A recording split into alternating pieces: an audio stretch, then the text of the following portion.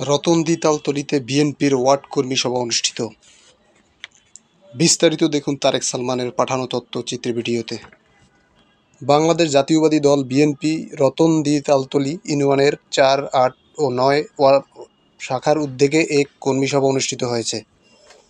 গতকাল বিকালে স্থানীয় রতনদী তালতলী মাধ্যমিক বিদ্যালয়ে এক কর্মী সভা অনুষ্ঠিত হয়। সভায় উপজেলা বিএনপির নেতারা উপস্থিত ছিলেন।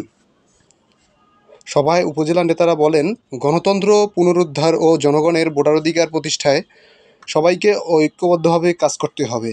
বিএনপির সবসময় জনগণের পাশে ছিল এবং ভবিষ্যতেও থাকবে। কর্মী সভায় বক্তব্য রাখেন উপজেলা বিএনপি ও অঙ্গসংগঠনের বিভিন্ন পর্যায়ের নেতৃবৃন্দ। সভা শেষে আগাম রাজনৈতিক কর্মসূচি সফল করার আহ্বান জানানো হয়।